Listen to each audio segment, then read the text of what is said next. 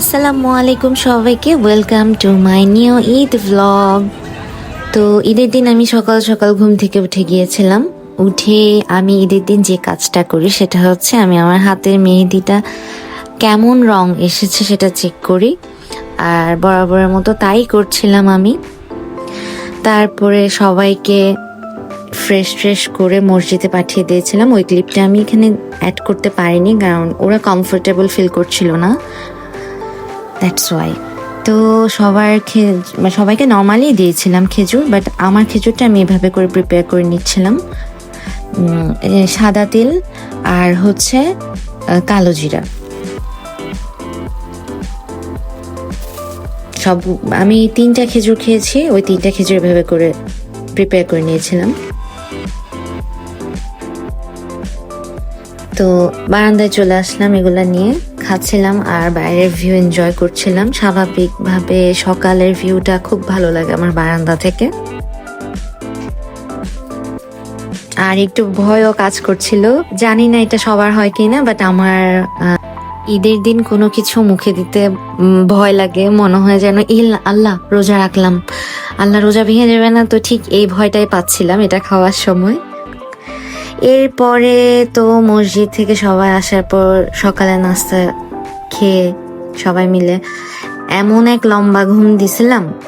উঠছিলাম একদম বিকাল 5টার দিকে। উঠেই চিন্তা করছিলাম কোথায় যাব, এরপর বের হয়ে পড়লাম, টানেলে চলে গেলাম সরাসরি। মাশাল্লাহ, টানেলের ভিউটা এত সুন্দর লাগছিল, মানে এটা আসলে জাস্ট ভিডিওতে বোঝানো পসিবল না। যারা ওখানে গিয়েছেন তারা জানেন যে রাতের টানেলটা খুব সুন্দর লাগে দেখতে, এই আর কি। তো একটু ভয়ও কাজ করছিল যে টানেলের শেষ প্রান্ত কখন আসবে, একটু ভয় ভয় লাগছিল। যাই হোক,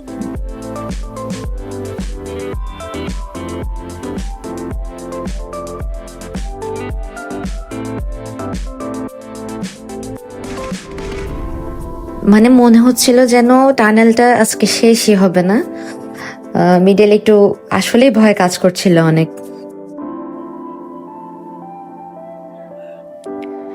টানেলে ঘোরাফেরা শেষ করার পর আমরা খুলশী টাউন সেন্টারের যে সিক্রেট রেসিপি আছে ওখানে চলে গিয়েছিলাম।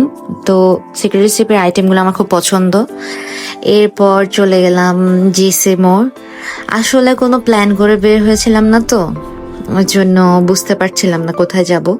জিসি মোড়ের এই জায়গাটা আমার এত পছন্দ, মানে একটা ফরেন একটা ভাইব দেয়, দ্যাটস ওয়াই আমার এই জায়গাটা খুব পছন্দ জিসি মোড়ের। আর সেন্ট্রাল প্লাজার সঙ্গে তো আমার অনেক অনেক মেমোরিজ।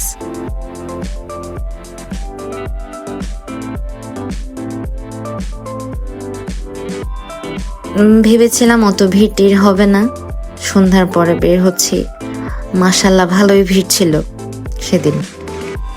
এই যে সেন্ট্রাল প্লাজা,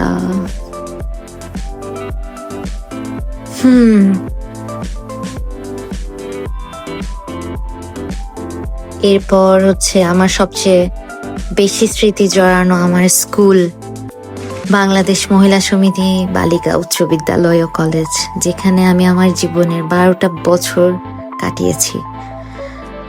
অনেক অনেক স্মৃতি রয়েছে, যদিও বা এখন স্কুলের ফ্রন্টটা অত সুন্দর লাগছে না, কারণ স্কুলের সামনের রাস্তায় কাজ চলছে বিধায় অত ভালোভাবে আমার ক্লিপসটা নেওয়া হয়নি গাড়ি থেকে।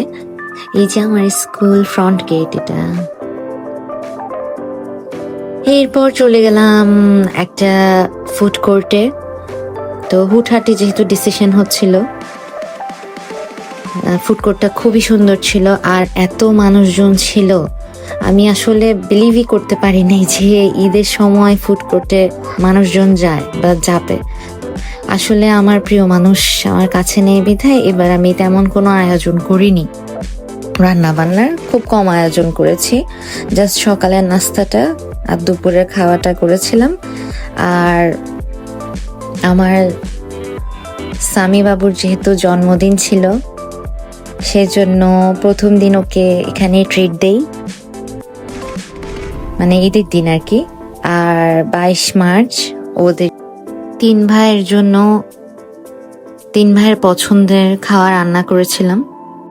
এরপর আমরা খাওয়া অর্ডার করে ওয়েট করছিলাম, আর অর্ডার করেছিলাম হচ্ছে আমাদের 4 জনের প্রিয় সুশি, পিৎজা আর 4টে ড্রিঙ্কস অর্ডার করেছিলাম।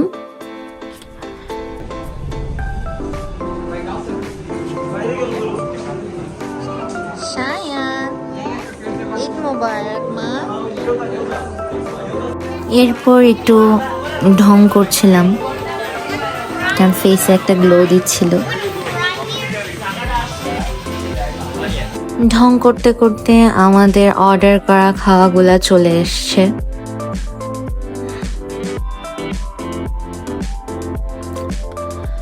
এই ক্লিপগুলো হচ্ছে 22শে মার্চ 2026-এর, আমার স্বামী বাবুর জন্মদিনের দিন। তো ও কমফোর্টেবল ফিল করছিল না কেকের উপর নাম লেখাটা, তাই আমি ওর কমফোর্ট জোনটাকে প্রায়োরিটি দিয়ে আমি নাম লেখাইনি। সেদিন আমি ওর সব ফেভারিট খাওয়াগুলো রান্না করেছিলাম, যেমন ও পছন্দ করে biryani, chicken fry, French fry, এই ধরনের খাওয়াগুলো। এই আর কি। তো সবাই ভালো থাকবেন, সুস্থ থাকবেন, আমাদের পরিবারের জন্য দোয়া করবেন। আর হ্যাঁ, কার ঈদ কেমন কাটলো অবশ্যই কমেন্টসে জানাবেন। আসসালামু আলাইকুম।